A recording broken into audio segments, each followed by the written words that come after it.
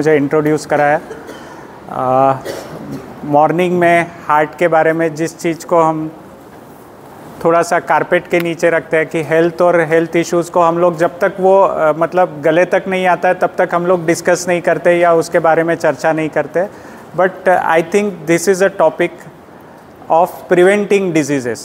तो हम लोग आज जानेंगे कि हार्ट हेल्थ के बारे में बहुत सारे कंसेप्ट्स है, बहुत सारे मिसकंसेप्ट्स है, बहुत सारी चीज़ें ऐसी होती है कि जो हम सुनते हैं मीडिया में कि यंग हार्ट अटैक्स बढ़ रहे हैं, सेलिब्रिटीज़ हार्ट अटैक से हमने देखा कि जिम में सेलिब्रिटीज़ की डेथ हो रही है बिकॉज ऑफ हार्ट अटैक।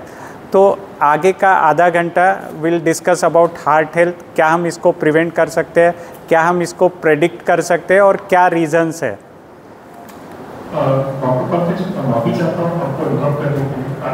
हाँ, okay. So heart diseases in India, जो का heart diseases overall world wide is number 1 killer disease. मतलब अगर 100 डेथ्स अगर होती होंगी तो उसमें 1/3 deaths are because of heart disease. ये वर्ल्ड वाइड है and India is not exception to this. And already India is a world capital of diabetes. अभी ऐसा कंसेप्ट है कि डायबिटीज़ अगर किसी को है तो we considered him as a heart disease patient. मतलब जिसको डायबिटीज़ है उसको हार्ट डिसीज़ होना ही होना है। सो एक स्टेप आगे आके हम हर डायबिटिक पेशेंट को ये कंसिडर करते हैं कि he is a heart disease patient. और already India is a world capital of diabetes. We have maximum number of diabetic patients, so already we are sitting on a bomb. And every 33 seconds, 1 person dies of heart attack in India. This is very alarming statistics. And अभी और एक नया statistics है कि almost मतलब last 2-3 years से हम देख रहे हैं कि जो 40 के नीचे के हार्ट अटैक्स है, मतलब अगर हमारे पास 100 पेशेंट्स विथ हार्ट अटैक आते होंगे तो 25% of these patients are below 40। ये बहुत ही अलार्मिंग स्टैटिस्टिक्स है। और एक इम्पॉर्टेंट चीज़ है कि heart disease in India when we compare it to western heart disease, तो 2-3 चीज़ें इसमें बहुत ही डिफरेंट है। Our disease is totally different and our disease is totally advance disease. हमारे यहाँ पे जो हार्ट डिसीज़ होता है, जैसे मैंने बताया कि इट इज़ डिकेड अर्लियर। मतलब हार्ट डिसीज़ पहले हम सुनते थे 50s में 60s में होता है, तब एंजियोप्लास्टी एंजियोग्राफी होती है, तब जाके बाईपास सर्जरी होता है। पर हमारा हार्ट डिसीज़ डिकेड अर्लियर आना शुरू हो गया। और not only decade earlier, now we are experiencing it is 2 decade earlier than that of western heart disease. हमारा जो डिज़ीज़ होता है वो बहुत डिफ्यूज़ होता है। मतलब जब हम कोरोनरी एंजियोग्राम करते हैं, एंजियोग्राफी अभी हम सभी ने सुना होगा, या तो हमारे में से किसी की हुई होगी, हमारे परिवार में से, या हमने हमारे किसी फ्रेंड्स की हुई होंगी। तो जब एंजियोग्राफी होते हैं तब हम उसमें पता करते हैं कि हार्ट में ब्लॉकेजेस कहाँ हैं और कितने हैं। तो जो हमारी एंजियोग्राम में हम देखते हैं कि बीमारी काफ़ी डिफ्यूज़ है, मतलब बहुत जगहों पे ब्लॉकेजेस है। कहीं एक जगह पे अगर ब्लॉकेजेस है तो उसको ट्रीट करना काफ़ी आसान होता है, पर जब डिफ्यूज़ डिसीज़ होता है उसको ट्रीट करना काफ़ी डिफ़िकल्ट होता है। अनफॉर्चुनेटली हमारा जो इंडियन हार्ट डिसीज़ है उसमें डिफ्यूज़ डिसीज़ बहुत कॉमन है।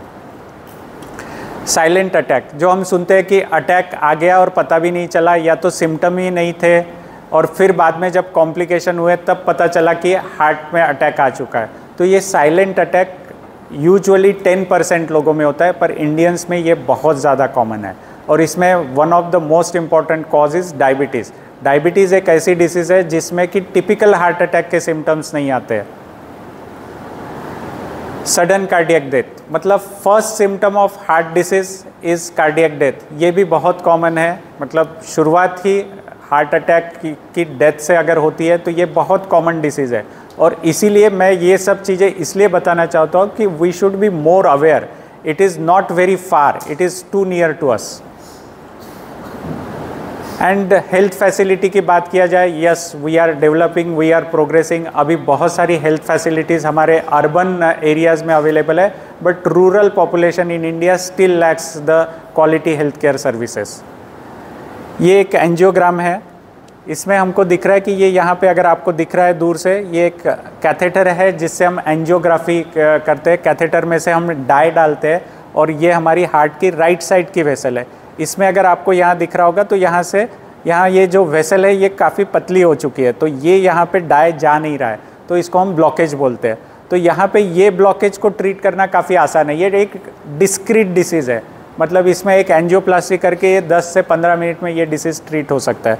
पर अनफॉर्चुनेटली हमारा जो डिजीज़ है वो इस एंजियोग्राम के जैसा है। जैसे यहाँ भी ब्लॉकेज दिख रहा है, यहाँ भी ब्लॉकेज दिख रहा है, ये यहाँ पे नस 100% बंद हो चुकी है, ये एक नस उल्टे तरीके से भर रही है, मतलब यहाँ पे डिफ्यूज़ डिसीज़ है। और इस डिसीज़ का जो ट्रीटमेंट है वो बाईपास के अलावा नहीं होता है। अनफॉर्चुनेटली इंडियन पॉपुलेशन में ऐसे डिफ्यूज़ डिसीज़ काफ़ी कॉमन है, और इस डिसीज़ को with advance technology angiography angioplasty से ट्रीट कर सकते हैं, बट जो लॉन्ग टर्म रिजल्ट रहते हैं ऐसे डिफ्यूज़ डिसीज़ में बाईपास सर्जरी के ज़्यादा बेहतर रहते हैं। बहुत सारे मिथ्स भी है हार्ट डिसीज़ के बारे में, जैसे कि हम लोग इस एज में सोचते हैं कि it's a disease of elderly, अभी से मुझे क्यों परेशान होना है। डिसीजेस ऑफ मेल, महिलाओं में ये हार्ट डिसीज़ नहीं होता है, या महिलाओं में बिफोर मेनोपॉज हार्ट डिसीज़ की संभावनाएं कम रहती है, ऐसा भी मिसकंसेप्ट है। But now all this are myths. With changing lifestyle, with changing scenario, the heart disease is equally predominant in females as compare to male. Risk factors are must, ये एक और कंसेप्ट है कि मुझे डायबिटीज़ नहीं है, मुझे ब्लड प्रेशर नहीं है, मैं स्मोकिंग नहीं करता हूँ, तो मुझे हार्ट डिसीज़ होने की संभावनाएं बहुत कम है। पर ये मिथ है, heart disease can happen without risk factors also. अभी तक हमने क्या क्या बुरा था, क्योंकि ये क्लिक बेट रहता है कि क्या क्या बुरा है वो पहले जान ले और फिर अच्छा ही क्या है उस पे जाए। तो all this is not bad, we are advancing. जैसे कि एडवांसमेंट हर तरफ हो रही है, हार्ट डिसीज़ में भी ट्रीटमेंट और बाकी चीज़ों में एडवांसमेंट हो रही है। तो न्यूअर एडवांसेस में ड्रग्स, काफ़ी पोटेंट ड्रग्स आ गए जिससे हम प्रिवेंट कर सकते हैं। एक बार हार्ट अटैक होने के बाद में जो सेकेंडरी प्रिवेंशन है वो भी काफ़ी अच्छे तरीके से हो सकते हैं। तो फार्माकोलॉजी इज़ एडवांसिंग। एंजियोग्राफी और angioplasty is now most commonly perform medical procedure all over the world. मतलब अभी वो इतना एडवांस नहीं रह चुका है। It's very common angiography angioplasty, and whenever indicated we should not shy away from doing it for our self और our near one. Drug coated stents, पहले ऐसा था कि स्टेंट्स जो होते थे उस पर दवाई नहीं होती थी, तो उस पर फिर से ब्लॉकेजेस होने के चांसेस काफ़ी ज़्यादा थे। मतलब एंजियोप्लास्टी होने के बाद फिर से ब्लॉकेजेस होने की संभावनाएं काफ़ी कॉमन थी। पर जैसे जैसे नए एडवांस स्टेंट आए जो कि ड्रग कोटेड स्टेंट्स है, इसमें ये जो प्रॉब्लम था वो काफ़ी हद तक कम हुआ है। रेडियल रूट, पहले जैसा था कि एंजियोग्राफी के लिए हम लोग पेशेंट को एक दिन पहले एडमिट करते थे, एंजियोग्राफी करते थे, नेक्स्ट डे पेशेंट की छुट्टी होती थी। Now it has become a day care procedure. मतलब हम लोग सुबह में एडमिट करते हैं, 2-3 घंटे में पेशेंट को डिस्चार्ज करते हैं। क्यों? क्योंकि हम हाथ से एंजियोग्राफी करना शुरू कर दिए रेडियल रूट से। मतलब एंजियोग्राफी के लिए आप हाथ से हार्ट तक पहुँचते हैं, और एंजियोग्राफी अगर नॉर्मल है तो पेशेंट को उसी दिन 2-3 घंटे में डिस्चार्ज हो सकता है। बीटिंग हार्ट बाईपास, पहले बाईपास सर्जरी करने के लिए हार्ट को बंद करना होता था और फिर नई नसें जोड़नी होती थी, पर अभी वो ज़रूरत नहीं रही है। हार्ट को बीट करते हुए ही बाईपास सर्जरी हो सकती है।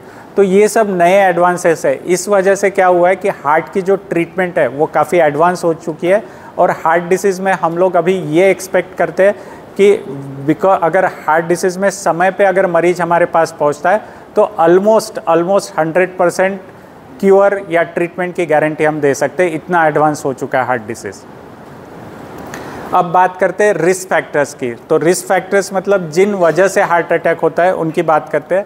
ये जो रेड में जो फैक्टर्स है उनको हम बदल नहीं सकते। These are non modifiable risk factors. Age जैसे बढ़ता है वैसे हार्ट डिसीज़ की संभावनाएं बढ़ती है। जेंडर वाइज हमने डिस्कस किया, genetic factors, race and ethnicity, so all this we can not change. But ये जो ग्रीन के फैक्टर्स है, these can be definitely change if अगर हम बराबर से समय रहते हुए इन पे कुछ काम करें तो। So these are modifiable risk factors, और एक एक करके हम इसको डिस्कस करेंगे। High blood pressure, smoking, diabetes mellitus, ये सब ट्रेडिशनल मॉडिफाइबल रिस्क फैक्टर्स है। ट्रेडिशनल मतलब इन सब को हम जानते हैं। कुछ नॉन ट्रेडिशनल रिस्क फैक्टर्स पे भी बात करेंगे। सो डायबिटीज़, जैसा कि मैंने कहा diabetes is now equivalent to heart disease. हम लोग सब जानते हैं कि जिनको डायबिटीज़ है उनके नसों में ब्लॉकेजेस होने की संभावनाएं काफ़ी ज़्यादा रहती है, क्योंकि डायबिटीज़ में जो शुगर रहता है वो हमारे एंडोथेलियम को, मतलब वेसल के वॉल को डिसफंक्शन कराता है और वहाँ पे ब्लॉकेजेस पैदा करता है। And diabetes is also lifestyle disease. So diabetes के साथ में बैड डाइट, लाइफस्टाइल, स्ट्रेस और ये सभी चीज़ें आती है। तो डायबिटीज़ के अलावा सेकंड इम्पॉर्टेंट रिस्क फैक्टर, जब मैं मॉर्निंग में बात कर रहा था तो काफ़ी जनों से बात हुई तो बता रहे थे कि ब्लड प्रेशर है। Blood pressure is a silent disease, मतलब आप जब तक चेक नहीं करोगे तब तक आपको ब्लड प्रेशर है कि नहीं है ये पता नहीं चलेगा। तो इट्स अ साइलेंट। जब हमको पता चलता है, जब सिम्टम्स आते हैं ब्लड प्रेशर के, तब तक काफ़ी लेट हो चुका है, तब तक हमारे कुछ ना कुछ टारगेट ऑर्गन डैमेज हो चुके हैं और उसको हम इसीलिए बीपी को हम साइलेंट डिसीज़ बोलते हैं। तो आफ्टर 40 एटलीस्ट वंस और twice a year if your blood pressure is normal, even if it is normal, you should get yourself check. Smoking के बारे में बात की जाए उतनी कम है। We all know smoking is risk factor for heart disease as well as for cancer. उसमें एक बात मैं ये बताना चाहूँगा कि स्मोकिंग में दो टाइप्स के स्मोकिंग होते हैं। One is passive smoking, one is active smoking. जो लोग एक्टिव मतलब खुद स्मोक करते हैं उनको कैंसर्स, लंग डिसीजेस की होने की संभावनाएं ज़्यादा होती है। लेकिन जो पैसिव स्मोकर्स है, मतलब अगर आपका फ्रेंड्स या आपके फैमिली में कोई स्मोक करता है and you are passively inhaling that smoke, तो उन मरीजों में, उन मतलब लोगों में हार्ट डिसीज़ होने की संभावनाएं ज़्यादा होती है। तो passive smoker is more risk factor for heart disease, active smoking is risk factor for lung disease. Exercise के बारे में सुबह किसी ने पूछा कितने लोग मॉर्निंग वॉक करके आए, हार्डली 2 और 3 hands were raise. So exercise एक ऐसी चीज़ है जो हम सबको पता है अच्छी है, लेकिन करने के लिए बहुत मुश्किल है। बहुत कम लोग मोटिवेटेड रहते हैं। शुरू किया तो 1 जनवरी को शुरू होता है, 5-6 जनवरी तक आते आते एक्सरसाइज बंद हो जाता है। ये ऑलमोस्ट सभी की कहानी है। तो एक्सरसाइज के बारे में जितनी बात की जाए कम है। Motivation is most important which will keep you starting exercise, but discipline will be one which will keep you going on with exercise. Exercise in some form is must for all our health and especially for your heart health. Exercise helps in more than one ways. मतलब आपका exercise हम लोग बोलते हैं कि one of the most important antidepressant, मतलब दुनिया में अगर सबसे पोटेंट एंटी डिप्रेसेंट कोई है तो दैट इज़ एक्सरसाइज। सिर्फ और सिर्फ हार्ट डिसीज़ नहीं, डिप्रेशन, कैंसर, सभी चीज़ों को अगर दूर रखना है तो एक्सरसाइज इज़ मस्ट। एक्सरसाइज के बारे में ऐसे बोला जाता है कि एक्सरसाइज करने के बाद मेरी एनर्जी कम होती है, बल्कि उल्टा है, you feel more energetic because endorphins, dopamine, ये जो हार्मोन्स है ये सब रिलीज़ होते हैं आफ्टर डूइंग एक्सरसाइज।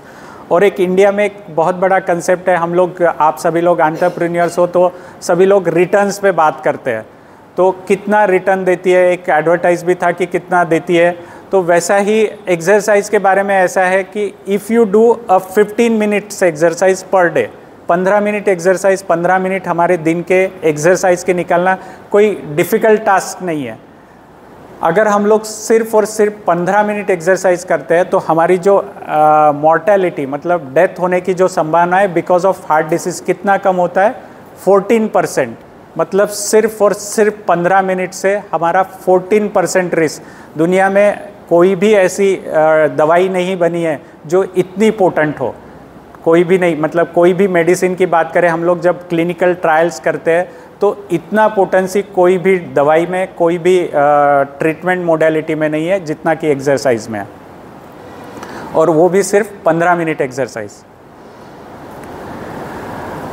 एक और नया कंसेप्ट है, sitting has become smoking of our generation. हम लोग सभी यहाँ बैठे हैं और आज के लाइफस्टाइल में 8 घंटे बैठना, मतलब अपने पूरे दिन भर में 8 घंटे बैठना इज़ नॉट अनयूजुअल। अगर हम लोग ऑफिस में बैठते हैं, फॉर किसी मीटिंग के लिए बैठते हैं, तो सिटिंग बहुत ही कॉमन है। तो वैसे ही अगर कोई 8 घंटे दिन में बैठता है फॉर अ ईयर, तो उसका हार्ट डिसीज़ होने का जो रिस्क है वो किसी स्मोकर जितना है। ये एक बहुत बड़ा कंसेप्ट है। मतलब आप स्मोकिंग नहीं कर रहे, पर आप आपके जॉब के लिए, आपके लाइफस्टाइल की वजह से अगर आप 8 घंटे दिन में बैठ रहे तो आपका हार्ट डिसीज़ होने का जो रिस्क है वो स्मोकर जितना है। तो ये एक इम्पॉर्टेंट अनआइडेंटिफाइड न्यूअर कंसेप्ट है जिसको हमने पहचानना चाहिए कि मूवमेंट का, लाइफ में मूवमेंट का मतलब कितना महत्व है, कितना एक्सरसाइज, मतलब सिटिंग काउच पोटैटो जो हम बिकॉज ऑफ हमारे lifestyle, because of changing scenario जो हो रहे हैं कि बैठना 8 घंटे बैठना बहुत ही नॉर्मल हो चुका है, बट ये इम्पॉर्टेंट आइडेंटिफाइड रिस्क फैक्टर्स है अभी। मतलब एक कंसेप्ट है कि जैसे सिगरेट पैक्स पे लिखा होता है कि smoking is injurious to health, वैसे ही हर कुर्सी पे अभी लिखा जाना चाहिए कि sitting is injurious to health. एक बीच में एक स्टडी आई थी जिसका कि नाम क्रिएट रजिस्ट्री था, इंडियन डेटा भी था इसमें, कि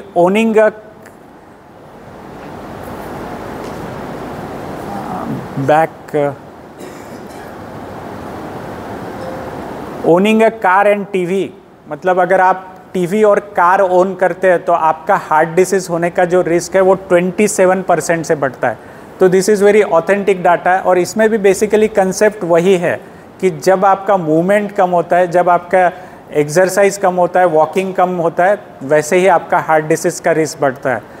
एक और कंसेप्ट है कि 10,000 स्टेप्स, मतलब हर दिन अगर आप 10,000 कदम नहीं चलते हैं तो आपका हार्ट डिसीज़ का रिस्क बढ़ता है। अभी हर किसी के पास मोबाइल रहता है, हर किसी के पास में मतलब उसमें कितने स्टेप्स काउंट होते हैं ये बहुत ईजीली काउंटेबल है। और अगर आप 3000 के नीचे है तो you are considered as a sedentary, 3000 to 8000 is considered as a moderate active, और 8000 के ऊपर आपका अगर डेली स्टेप काउंट्स है तो you are considered as a active person, और एक्टिव अगर है तो आपका हार्ट डिसीज़ का रिस्क कम है। So always try for at least 8000 steps per day. नए जो रिस्क फैक्टर्स है, हम लोग बात करते हैं कि क्यों हार्ट डिसीज़ बढ़ रहा है, तो एक डेफिनेटली रिस्क फैक्टर कोविड-19 है। कोविड-19 का हमने देखा कि कोविड-19 आने के बाद में थ्रोम्बोसिस का रिस्क और ये रिस्क काफ़ी बढ़ गया था।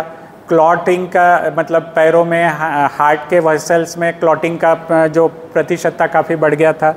लैक ऑफ स्लीप एक और इम्पॉर्टेंट रिस्क फैक्टर्स है जो कि इमर्जिंग रिस्क फैक्टर्स है। डायबिटीज़, हाइपरटेंशन के बारे में हम सब जानते हैं, लेकिन lack of sleep, 8 hours undisturbed sound sleep is very important for your health and specially heart health. अगर आप 8 घंटे नहीं सो रहे हो because of technology in your hand like mobile, TV in front of you, अगर आप 8 घंटे की नींद ठीक से नहीं सो पा रहे हो तो आपकी हार्ट डिसीज़ की रिस्क, आपकी ब्लड प्रेशर की रिस्क, आपकी डायबिटीज़ का अनकंट्रोल्ड रहने की रिस्क, सभी की रिस्क बढ़ती है।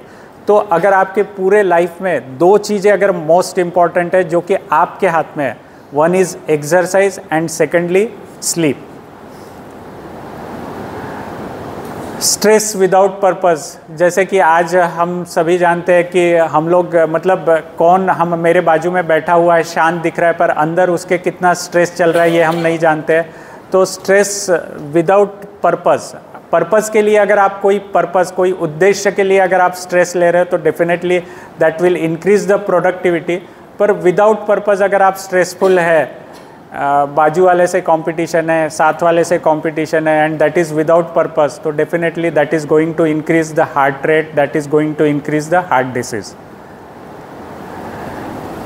एक और बार बार ये सवाल आता है कि जिम और रनिंग के बाद में मैराथन्स में डेथ क्यों होती है, जिम में ट्रेडमिल पे डेथ्स क्यों होती है। तो it is all because, not because of exercise. ये बहुत बार एक्सरसाइज पे थोप दिया जाता है कि नहीं ये एक्सरसाइज की वजह से तो बहुत सारे डेथ्स होते हैं, रनिंग में बहुत सारे डेथ्स होते हैं इसलिए मैं रन नहीं करूँगा। It's all because of second part, there is no proper training and no proper evaluation. अगर आप खुद को इवैल्यूएट करके किसी एक्सरसाइज में एनरोल करते हो तो दैट इज़ इम्पॉर्टेंट, क्योंकि आपको पता होना चाहिए आप कहाँ खड़े हो और आपको किस स्पीड में एक्सरसाइज में आगे जाना है, वो बहुत इम्पॉर्टेंट है। नंबर्स के बारे में हम सब लोग वाकिफ़ रहते हैं। हम लोग अभी हमारा फाइनेंशियल ईयर क्लोज किए, हम लोग ऑडिट कराते हैं, सब नंबर्स हमको पता होते हैं। हमारा टैक्स नंबर्स, हमारा audit number, bank number, mobile number, ये सब numbers definitely they are important, पर इससे भी ज़्यादा इम्पॉर्टेंट हमारे जो नंबर्स है, जो हमारे खुद के नंबर्स है, हमारे बायोलॉजिकल नंबर्स, वो बहुत ज़्यादा इम्पॉर्टेंट है। आप में से कितनों को ये नंबर्स पता है? आपका टोटल कोलेस्ट्रॉल कितना है, आपका एलडीएल कोलेस्ट्रॉल कितना है, ट्राइग्लिसराइड कितना है, बॉडी मास इंडेक्स कितना है, वेस्ट सरकमफेरेंस कितना है, ये नंबर्स बहुत ज़रूरी होते हैं। ये नंबर्स हमारे लाइफ से जुड़े होते हैं। यहाँ पे मैंने दिया है कि नंबर्स टू स्ट्राइव फॉर, कि आपका आइडियल नंबर्स कितने होने चाहिए, और पहले इससे पहले कि आपके नंबर्स कितने हैं और फिर उस तक कैसे पहुँचना है, ये रहेगा। हार्ट डिसीज़ की जब भी बात करते हैं, सबसे ज़्यादा सवाल, सबसे ज़्यादा जो डिस्कशन होता है वो डाइट पे होता है। मैं थोड़ा सा ब्रीफ में ही डाइट को डिस्कस करूँगा। और डाइट में भी सबसे ज़्यादा सवाल होते हैं ऑयल पे। तो ऑयल के बारे में मैं 3-4 चीज़ें बताना चाहूँगा कि every oil is 100% fat and it is not good for your health after certain value. तो वैल्यू क्या है वो? तो 500 ml पर पर्सन पर मंथ, मतलब अगर आपके घर में 4 लोग हैं तो आपके घर का पूरा उस महीने का ऑयल कंजम्पशन 2 लीटर के ऊपर नहीं होना चाहिए। अगर इससे ऊपर हो रहा है तो कहीं ना कहीं आप ऑयल ज़्यादा इस्तेमाल कर रहे हैं। इसके बाद ये आ गया quantity, because quantity is most important. Quality के बारे में मैंने बताया कि एवरी ऑयल इज़ 100% फैट, लेकिन उसमें भी 2-3 अलग अलग तरह के फ़ैट होते हैं। एक होता है poly unsaturated fat, mono unsaturated fat and saturated fatty acid, SFA। तो जिसमें सैचुरेटेड फैट ज़्यादा होता है वो आपके हेल्थ के लिए अच्छे फैट्स नहीं है, जैसे कोकोनट ऑयल और घी, these are the one which contain more of saturated fatty acid. तो इनका जो कंजम्पशन होना चाहिए वो आपके डाइट में कम से कम होना चाहिए। जो बैलेंस ये है, जिनमें सैचुरेटेड और अनसैचुरेटेड, अनसैचुरेटेड में 2 मोनो और पॉली अनसैचुरेटेड, इनकी मात्राएं जब लगभग 33% तक होती है तो वो फैट्स आपके लिए अच्छे होते हैं। वो कौन से हैं? Olive oil is one fat, but olive oil का प्रॉब्लम ये होता है कि उसका स्मोकिंग पॉइंट ये कम होता है, तो you can not use it for frying, और तो उसको बेसिकली ड्रेसिंग और इसके लिए इस्तेमाल करना चाहिए। और बाकी जो हम लोग जो रेगुलरली इस्तेमाल करते हैं, groundnut oil, all these are very balance oil. Rice bran oil के बारे में जब बात करते हैं, rice bran oil also content polyunsaturated and monounsaturated fat in equal amount. पर उसमें भी एक प्रॉब्लम है राइस ब्रान में कि पॉली अनसैचुरेटेड फैटी एसिड्स में 2 टाइप्स के फैट्स होते हैं, one is omega 3 and omega 6। Omega 3 is good for health, omega 6 is not good for health. तो राइस ब्रान में poly unsaturated fatty acid, unfortunately omega 6 fatty acid जो कि inflammation बढ़ाता है, एथेरोस्क्लेरोसिस बढ़ाता है, वो काफ़ी ज़्यादा मात्रा में है। तो rice bran oil is also not good for your health, but definitely better than other oils. तो इसलिए कंसेप्ट डेफिनेटली यही है कि ओवरऑल कंजम्पशन ऑफ ऑयल कम होना चाहिए। ये ऑयल या वो ऑयल में डिस्कशन के बजाय ओवरऑल कंजम्पशन कम होना चाहिए। सेकंड है कि अगर ऑयल में मतलब अगर रिफाइंड ऑयल जो होते हैं उसमें बहुत सारे नेचुरल एंटीऑक्सीडेंट्स निकाल दिए जाते हैं। सेकेंडली कुछ केमिकल उसका टेक्सचर बेटर करने के लिए डाला जाता है, केमिकल्स डाले जाते हैं रिफाइंड ऑयल में। तो जो कोल्ड प्रेस ऑयल है, अगर वो अवेलेबल है, आप इस्तेमाल कर सकते हैं, तो definitely they are better than refined oil. Stress के बारे में लास्टली अब डिस्कस करेंगे। फॉरगेट एंड फॉरगिव, ये 2 चीज़ें ऐसी है जो हमारी स्ट्रेस कम कर सकती है। और have a purpose in life, ये इसलिए बताया जाता है कि हम लोग देखते हैं कि जो एल्डरली हार्ट अटैक्स होते हैं वो कौन से ईयर में सबसे ज़्यादा होते हैं। एक स्टडी की गई थी, उसमें ऐसा पाया गया था कि जब आदमी काम कर रहा था up to 60 years, he was healthy, he was doing his all work regularly और ठीक थे। सबसे ज़्यादा हार्ट अटैक्स जिस दिन वो रिटायर होते हैं उसके बाद का जो 1 साल होता है उसमें सबसे ज़्यादा हार्ट अटैक आते हैं। क्यों? क्योंकि कल तक कोई पर्पस था, कल तक कोई मिशन था, कल तक कोई जॉब था। आज वो मिशन जब चला गया तब कहीं ना कहीं हार्ट अटैक्स और ये सब चीज़ें ज़्यादा होती है। तो ये स्टडी में पाया गया है। तो always have a dream, always have some purpose in life which is, और ये पर्पज़ जितना बड़ा होगा, जितना आपके मतलब ये पर्पज़ जितना छोटा होता है, मेरे से रिलेटेड रहा, मेरे फैमिली से रिलेटेड रहा, तो ये छोटा पर्पज़ हुआ। पर्पज़ जब बड़ा बन जाता है, जब ये आपके सोसाइटी से रिलेटेड, आपके देश से रिलेटेड, ह्यूमैनिटी से रिलेटेड जब पर्पज़ हो जाता है, तो उतना ही आपका लाइफ बड़ा हो जाता है, उतना ही आपका लाइफ लंबा हो जाता है। और एक बहुत बड़ा कंसेप्ट है ikigai. Ikigai is a Japanese concept कि the reason for which I wake up every day. तो अगर आपके लाइफ में कुछ इकिगाई है, कुछ पर्पज़ है, कुछ मिशन है, तो definitely your life will be longer and definitely it will be more enjoyable. Finally हम लोग अभी फाइनेंशियल ईयर, जैसा कि मैंने डिस्कस किया कि हम कर चुके हैं, अभी हमारा ऑडिट का समय आएगा। ऑडिट में हम लोग नंबर्स देखते हैं कि लास्ट ईयर क्या हुआ, इस साल हमने क्या किया। वैसे ही होना चाहिए हेल्थ ऑडिट्स। हम लोग अभी तक हेल्थ की बात किए, हेल्थ ऑडिट्स भी डेफिनेटली नंबर है, और हेल्थ ऑडिट्स को हम लोग बोलते हैं हेल्थ चेकअप्स। हेल्थ चेकअप्स को बहुत सारे लोग इसलिए नहीं जाते कि वो सोचते हैं कि कुछ तो भी नया शुरू हो जाएगा, मेरे पे कुछ तो भी नया रेस्ट्रिक्शन आ जाएगा, कुछ नई दवाइयाँ शुरू हो जाएगी। तो डेफिनेटली ये पता करना बहुत ज़रूरी है कि कहाँ प्रॉब्लम है, मैं कहाँ खड़ा हूँ आज, और उसको हर साल कंपेयर करना चाहिए। तो definitely health checkups, heart disease में हेल्थ ऑडिट्स की ज़रूरत है। तो यहाँ मैं एंड करता हूँ। अगर आपके कुछ सवाल होंगे तो वो डिस्कस करेंगे। मैंने अश्लेष को भी बताया था कि मैं एक बॉल रोलिंग कर दूंगा, उसके बाद में जो सवाल रहेंगे उसको डिस्कस करने में ज़्यादा मतलब पर्पज़ रहेगा। So this is end of this talk, but I think this should be beginning of your heart health journey. Thank you.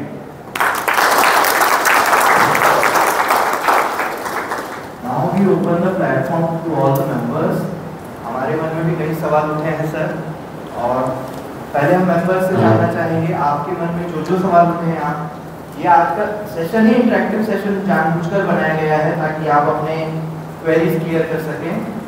तो हाँ, दीपक सर, फूड है जिसमें प्रिजर्वेटिव है, that is not good for your health. जो food पे expiry date लिखी हुई है, that food is not good for your health. Expiry date लिखी हुई है मतलब ही उसमें कुछ ना कुछ प्रिजर्वेटिव डाला हुआ है, और जो फूड कहीं प्लांट से आया है, प्लांट से बन के आया है, मतलब कहीं तो भी बनाया गया है, मास मैन्युफैक्चरिंग हुआ है, और वो फिर अब आप कंज्यूम कर रहे हैं, तो that is not good for your health. जो फूड प्लांट बेस है, मतलब कहीं तो भी वेजिटेबल बेस है, तो that is good for your health. जिसका शेल्फ लाइफ कम है, जिसका शेल्फ लाइफ कम है, वो आपके हेल्थ के लिए अच्छा है। जितने कलर्स आपके फूड में नेचुरल कलर्स है, वो फूड आपके लिए अच्छा है। और फाइनली जिस फूड को आपकी ग्रेट ग्रैंड मदर, मतलब आपकी दादी, इसको फूड बोलकर पहचानती है, तो वो आपके लिए अच्छा है। अगर पिज़्ज़ा, बर्गर, ये आपके दादी को फूड नहीं लगता है, तो definitely that is not good for health. ये सिर्फ टिप्स बताए मैंने, मतलब क्या है कि हम लोग माइक्रो में बहुत चले जाते हैं कि प्रोटीन, फैट, कार्बोहाइड्रेट, उसमें भी ओमेगा 3, ओमेगा 6, ये सब अपनी जगह सही है, डिस्कशन के लिए सही है। लेकिन हर दिन मैं जब थाली पे बैठता हूँ तो ये सब कैलकुलेट करके नहीं बैठता हूँ कि कितना प्रोटीन, कितना fat. It is not possible unless until you are athletics और आप बहुत ही डेडिकेटेड मतलब हेल्थ इंथुजियास्ट है। हम सब लोगों के लिए वो पॉसिबल नहीं है कि मैं रोज़ मैक्रो कितना है, माइक्रो कितना है, वो कैलकुलेट करूँ और उसके बाद वैसे खाऊँ।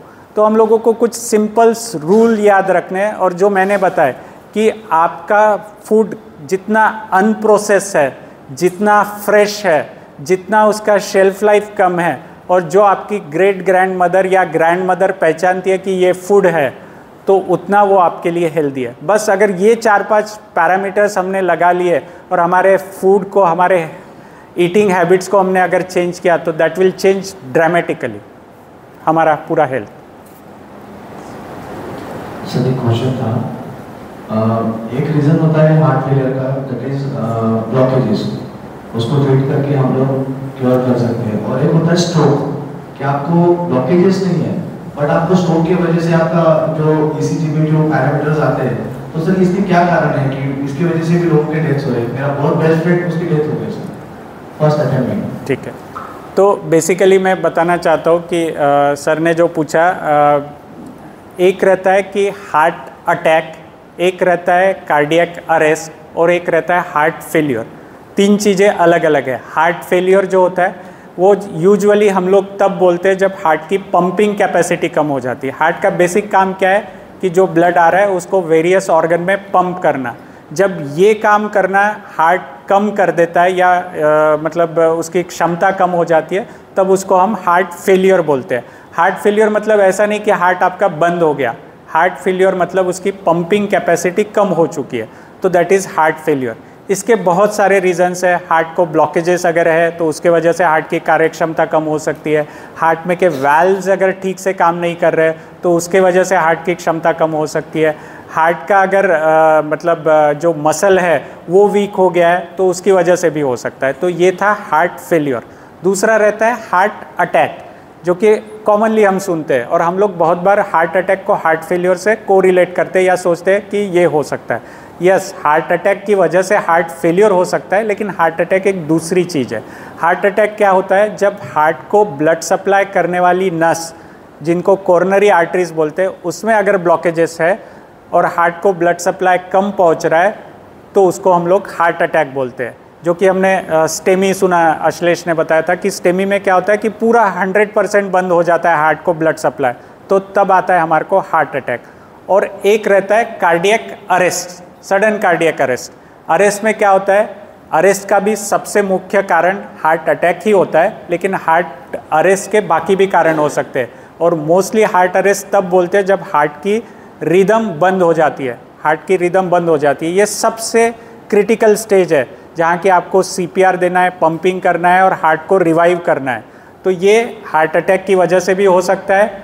ये हार्ट की अगर इलेक्ट्रिकल एबनॉर्मेलिटीज़ है, हार्ट की गति कम हो रही है, क्योंकि हार्ट में जैसे कि हम लोग अगर नॉर्मली इस रूम में देखें तो दो सिस्टम्स होते हैं, जैसे कि बहुत सारे आर्किटेक्ट्स है, प्लम्बर्स है, तो दो सिस्टम होते हैं। एक होती है इलेक्ट्रिकल सिस्टम जो कि यहाँ लाइटिंग दे रही है, एक होती है पाइपिंग सिस्टम जो कि यहाँ पानी पहुँचा रही है।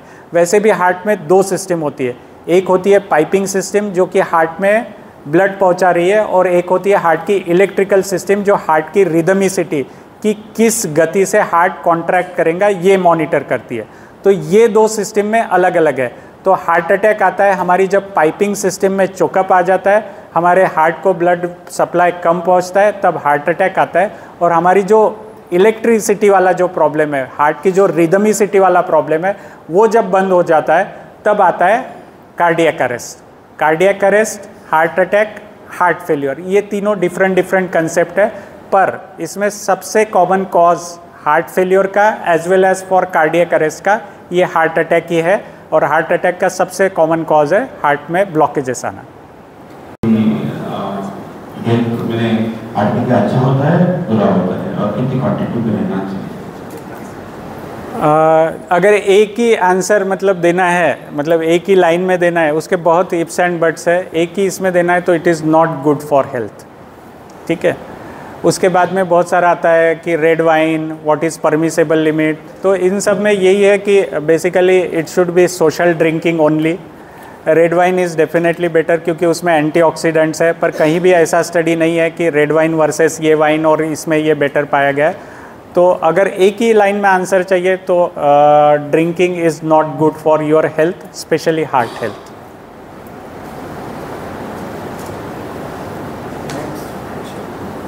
सर, जैसे आपने बताया कि आजकल एंजियोग्राफी जो है वो रेडियल करने लगे हैं, हाथ से होती है, पहले पैर से डालते हैं, पैर में से हाँ बराबर, फीमोरल। यस, तो हाथ से करने का एडवांटेज क्या है? हाँ, तो हाथ से करने का एडवांटेज ये है कि हम लोग मतलब पेशेंट को सेम डे डिस्चार्ज, जब पैर से करते हैं तो हमको पेशेंट को 6 घंटे तक लेटाए रखना है, पेशेंट को सेम डे डिस्चार्ज नहीं कर सकते थे, तो उस वजह से काफ़ी तकलीफ़ें आती थी पेशेंट को। और दूसरा प्रॉब्लम है कि हाथ की जो नस है हम लोग उसको डायरेक्टली कॉम्प्रेस कर सकते हैं, तो ब्लीडिंग होने के चांसेस यहाँ कम रहते हैं। पैरों की नस को दबाना काफ़ी मुश्किल होता है, काफ़ी अनकम्फर्टेबल होता है पेशेंट के लिए। तो जो पैरों की नस में ब्लीडिंग होने के, हिमेटोमा जो बोलते हैं, वो होने के चांसेस बहुत ज़्यादा थे। तो कॉम्प्लिकेशन जो है, रूट के कॉम्प्लिकेशन मतलब site complications are more common with femoral route angiography. हाथ के एंजियोग्राफी में ये सब कॉम्प्लिकेशंस कम हुए हैं। तो हाथ से की जाने वाली angiography, radial route angiography is more safe than femoral angiography. and more convenient also for patient.